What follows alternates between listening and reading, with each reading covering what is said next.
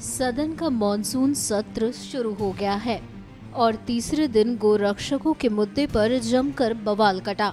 राज्यसभा में विपक्षी दलों ने गौरक्षा के नाम पर मॉब लीचिंग का मुद्दा उठाया। इस पर सरकार की ओर से मंत्री हंसराज अहीर ने जवाब दिया और कहा कि देश में 5 राज्यों में गौहत्या पर रोक नहीं है, बाकी सभी राज्यों में गोहत्या पर रोक है। आपने कहा कि कुछ राज्यों में जो मैं ये स्पष्ट कर देता हूं कि गोवंश को लेकर जो देश में कानून बने उसमें करीब 24 राज्यों में गोवंश की हत्या पर प्रतिबंध लगा हुआ है। 24 राज्य और पांच भाई प्लीज साइलेंस प्लीज। और भाई आप जवाब सुनिए। नहीं बैठ जाइए, आप जवाब प्लीज। आप जवाब सुनेंगे। आपने पूछा, मुझे जवाब देना है। बैठ जाइए। सम्मान्य सदस्य ने पूछा है, कुल देश में 24 राज्यों में गोवंश की हत्या पर प्रतिबंध है, 5 यूनियन टेरिटरी में प्रतिबंध है। सिर्फ 5 राज्य ऐसे हैं जहां पर प्रतिबंध नहीं है। उनमें से अरुणाचल है, केरला है, मेघालय, मिजोरम और नागालैंड है। ओके। और एक यूनियन टेरिटरी में लक्षद्वीप है। Okay, alright, let's go to supplementaries now. जहां से सम्मानित सदस्य आते उत्तर प्रदेश में, बिहार में भी गोहत्या पर प्रतिबंध है। Thank you. और ऐसे कानून देश में पहले से बने हुए हैं। विपक्ष की ओर से सबसे पहले सवाल समाजवादी पार्टी के सांसद नरेश अग्रवाल ने उठाया था। और प्रधानमंत्री ने खुद कहा है कि ये बंद होना चाहिए जो गौरक्षक के नाम पर हो रहा है, और सबसे ज्यादा बीजेपी वाले कर रहे हैं। इस हमारे आप और हमारे जवाब दे रहे हैं।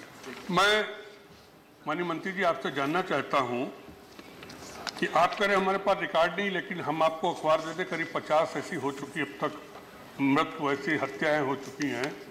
क्या केंद्र सरकार ने की नॉलेज में है कि गौरक्षा के नाम पर हत्याएं हुई? यदि हुई तो केंद्र सरकार ने राज्य सरकार को कोई डायरेक्शन इशू किए या इस पे कोई नया कानून बनाने पर विचार कर रहे हैं या स्पेशल कोर्ट में ये मुकदमा चलाने पर विचार कर रहे हैं? ठीक। यदि हाँ तो कब तक? यदि नहीं तो क्यों? Thank you.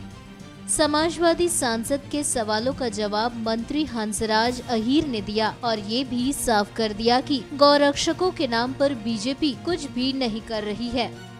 सम्मानीय सदस्य द्वारा जो प्रश्न पूछा गया है उसके बारे में जवाब दिया गया था कि एनसीआरबी ऐसे विशेषकर गोहत्याओं पे या गौवंश को लेकर जो घटनाएं हो रही है, अप्रिय घटना हो रही है, उसकी विशेष सूची बनाती है। ऐसा कहीं होता नहीं है, क्यों तो हत्याएं जो होती है, हत्याएं के अनेक कारण होते हैं।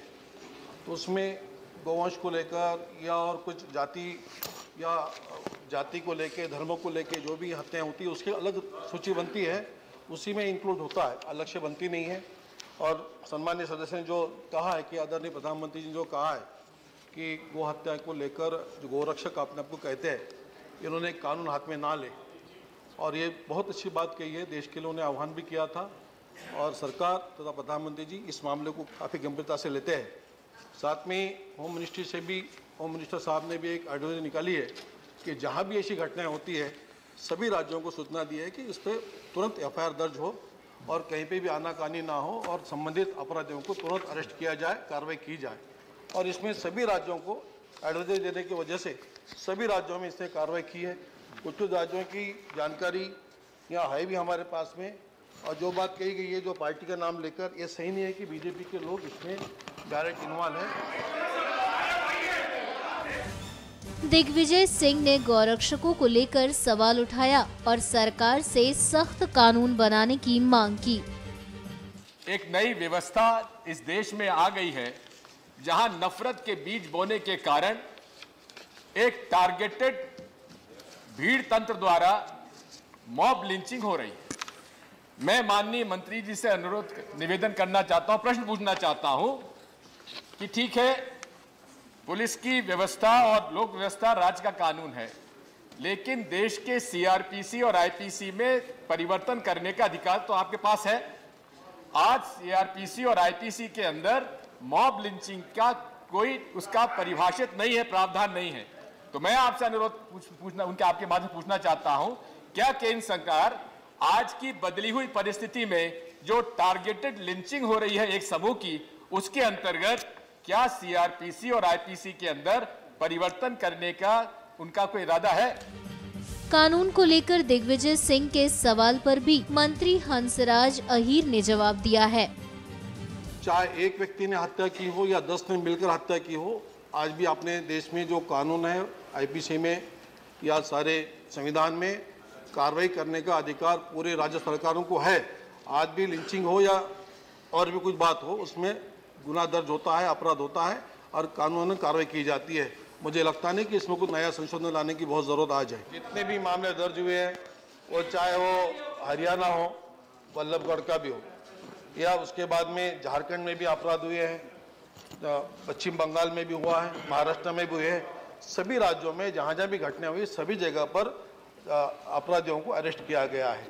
कहीं पे जहाँ पर यहाँ हरियाणा में जो गुनाह हुआ था अपराध, वहाँ 4 लोगों को अरेस्ट किया गया है, और साथ में पश्चिम बंगाल में हुआ 3 लोगों को अरेस्ट किया गया है, और झारखंड में 2 अपराध हुए बड़े बड़े, हजारीबाग में हुआ, रामगढ़ में हुआ है। एक जगह में प्लीज सभी जगह मैं सभी देता हूँ, सभी एक जगह 18 लोगों को अरेस्ट किया गया है, एक जगह 12 लोगों को अरेस्ट किया गया है। महाराष्ट्र में हुई मारपीट, वहाँ पर 4 लोगों को अरेस्ट किया गया है। सभी राज्यों में इस पर कार्रवाई की है और कोई भी ऐसा अपराधी बचा हुआ नहीं है। अगर मैं आपके माध्यम से कहूँगा, अगर कहीं पर कोई अपराधी को अरेस्ट नहीं किया गया है तो शिकायत करें, हम उस राज्यों को पूछेंगे। Thank you. न्यूज़ एक्सप्रेस की रिपोर्ट।